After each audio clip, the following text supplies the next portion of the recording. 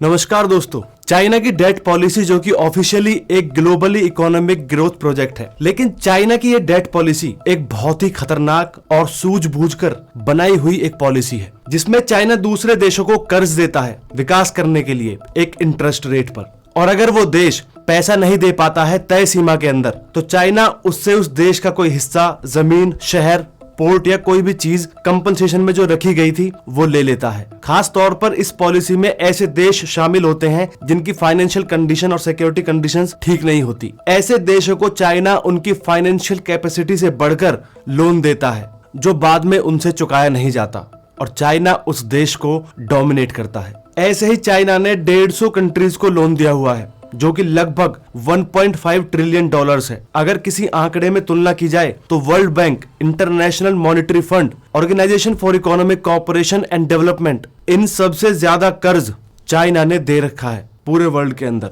लगभग 6% total landing अकेला China करता है, यानी लगभग हर 100 में से $6 चाइना का उधार है दुनिया में। ऐसे ही लगभग 50 कंट्रीज हैं जिनकी 15 साल पहले की जीडीपी का 1% हिस्सा चाइना से लिए कर्ज के बराबर था, लेकिन आज उन्हीं कंट्रीज की जीडीपी का 15% हिस्सा चाइना के कर्जे के बराबर है। इतनी तेजी के साथ चाइना का कर्ज बढ़ रहा है और 12 देशों के ऊपर तो 20% से भी ज्यादा है, जैसे कि जाउती, Tonga, Maldives, Republic of Congo, Kyrgyzstan, Cambodia, Niger, Laos, Zambia, Samoa, Vanuatu, Mongolia. Middle East की 21 कंट्रीज के साथ भी चाइना ने एक समझौता किया है, जिसके बाद ये तय हुआ कि रिश्ते सुधारने के लिए डेवलपमेंट करना बहुत जरूरी है, और इनमें से बहुत सी कंट्रीज के पास चाइना का दिया हुआ कर्जा है और कुछ के पास नहीं है। लेकिन उन देशों के साथ भी चाइना विकास की कुछ योजनाएं बना रहा है, जिसके तहत वो कहीं ना कहीं ये चाहता है कि वो वहां पर भी अपनी पकड़ मजबूत करे। चाइना के इन लोन्स की एक खास बात और है कि इसके 50% loans world bank, credit agencies,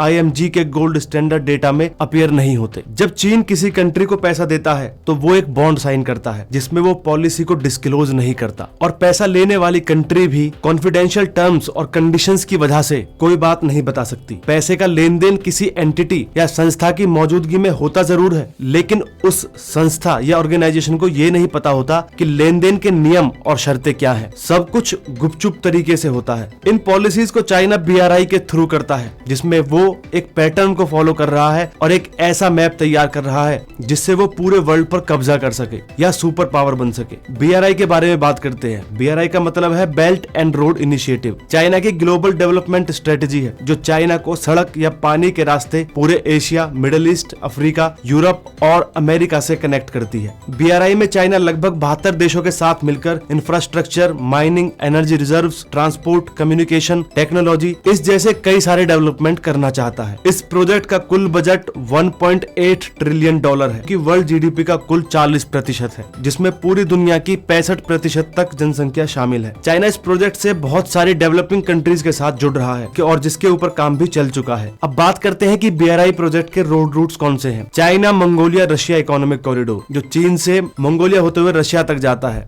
दूसरा है new Eurasia land bridge economic corridor जो यूरोप और चाइना को कनेक्ट करेगा। तीसरा है कजाकिस्तान टू टर्की, इसका नाम है China Central Asia West Asia economic corridor. चौथा है China Indo China peninsula economic corridor जो कि चीन से लेकर मलेशिया तक है। Number 5 Bangladesh China Myanmar economic corridor. Number 6 China Pakistan economic corridor जिसको CPEC भी कहा जाता है। BRI प्रोजेक्ट के तहत चाइना 9 अलग अलग देशों में अपने पोर्ट्स भी बना रहा है। कुछ देशों में बन भी चुके हैं। यहाँ से फिलहाल ये ट्रेडिंग कर रहा है, मतलब यहाँ से इनका बिजनेस शुरू हो चुका है। लेकिन ऐसा भी बताया जाता है कि आने वाले टाइम में ये यहाँ से आर्मी बेस भी रेडी कर सकता है। ये सभी देश एक दूसरे के पोर्ट से कनेक्ट करते हुए एक ऐसा जाल बनाते हैं जिसमें बहुत से देश और खास तौर पर इंडियन कॉन्टिनेंट चारों तरफ से घिरा हुआ है, जो साफ साफ संकेत देता है कि चाइना ऐसा करके सुपर पावर बनाना चाहता है। ये सभी प्रोजेक्ट्स 2049 तक कंप्लीट होंगे, क्योंकि 2049 में 100वीं सालगिरह है पीपल्स रिपब्लिक ऑफ चाइना की। अब बात करते हैं कि चाइना इतना डोमिनेट कैसे कर रहा है और क्यों सब देश चाइना से कर्ज ले रहे हैं। क्योंकि दुनिया के 10 में से 5 रिचेस्ट बैंक चाइना के हैं, और अगर चाइना डेवलपमेंट अकेले की बात करें तो ये 37 देशों में 400 प्रोजेक्ट अकेला चला रहा है, जिसका कुल बजट है $110 बिलियन। और चाइना के एक दूसरे बैंक की बात करें जो है industrial and commercial bank of China, ये अकेला 12 देशों में 212 प्रोजेक्ट चला रहा है जिसका कुल बजट है $67 बिलियन और 10 में से 7 बड़ी कंस्ट्रक्शन कंपनीज वो भी चीन की हैं। जब पैसा भी इनके पास इतना है और कोई भी प्रोजेक्ट करने के लिए रिसोर्सेज भी इतने सारे इनके पास हैं, तो फिर ये वर्ल्ड डोमिनेट क्यों नहीं करेंगे? सीधी सी बात है, फायदा उठाएंगे ही। अब बात करते हैं कि इंडिया को इनके इस प्रोजेक्ट से नुकसान क्या है। तो इंडिया को बहुत नुकसान है। सबसे पहला नुकसान तो ये था जब इंडिया ने 2017 में BRI का हिस्सा बनने से मना कर दिया था, उसके तुरंत बाद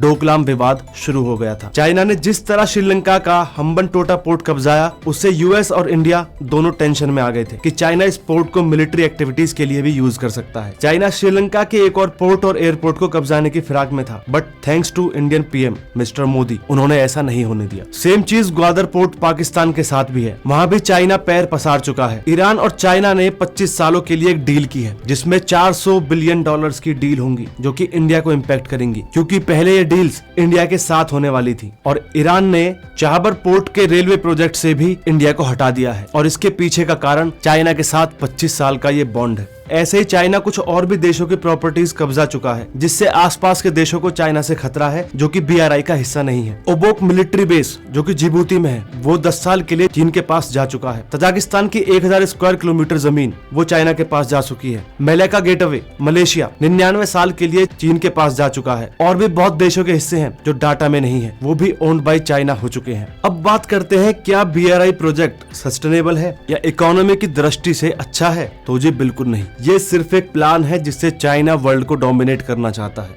और ये एक सुपर पावर बनना चाहता है। और इस बात का अंदाजा इस बात से लगाया जा सकता है कि आने वाले 5 सालों में उसको इस प्रोजेक्ट से सिर्फ 0.01% का फायदा होगा।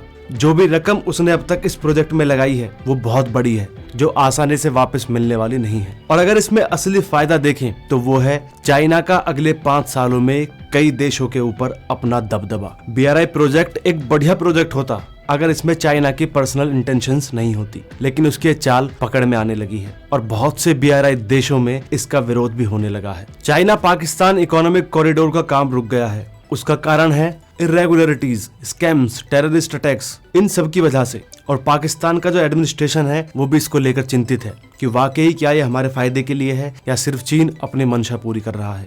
बांग्लादेश का एक प्रोजेक्ट है पद्मा रेल लिंक, वो भी फंडिंग क्राइसिस की वजह से रुक गया है। नाइजीरिया में भी प्रोजेक्ट पर रोक लगा दी गई है और वहाँ के लॉ मेकर्स ने स्पष्टता मांगी है चाइना से कि आखिर उनका यहाँ पर इतना बड़ा इन्वेस्टमेंट करने का मकसद क्या है। अफगानिस्तान ने भी और लोन लेने से मना कर दिया है और वहाँ के प्रेसिडेंट ने खुले तौर पर कहा है कि BRI एक कर्ज है और ये कोई इकोनॉमिक ग्रोथ नहीं है। इंडिया ने पहले ही मना कर दिया था इस प्लान का हिस्सा बनने से, क्योंकि ये प्रोजेक्ट एक एजेंडा था, लेकिन फिर भी इंडिया ने कुछ देशों को हेल्प करने का आश्वासन भी दिया है जो BRI के अंडर आते हैं और जिन पर भारी कर्ज है चीन का, जैसे कीनिया, श्रीलंका, अफगानिस्तान, बांग्लादेश। तो चीन की चाल पलटती हुई नजर आ रही है। यहाँ की उसके बैंक्स में भी बहुत घाटा आ चुका है, जिससे उनकी GDP पर फर्क पड़ रहा है। तो देखना होगा चीन अब क्या करता है BRI प्रोजेक्ट को लेकर और दूसरे देशों का अब इस प्रोजेक्ट को लेकर क्या रवैया है, क्या वो कंटिन्यू करेंगे या नहीं करेंगे। तो चलिए दोस्तों, ये थी वीडियो चाइना डेट पॉलिसी के बारे में। अगर आपको अच्छी लगी हो तो सपोर्ट करें और कमेंट्स में हमें अपने रिएक्शंस दें। मिलते हैं अगली वीडियो में। जय हिंद।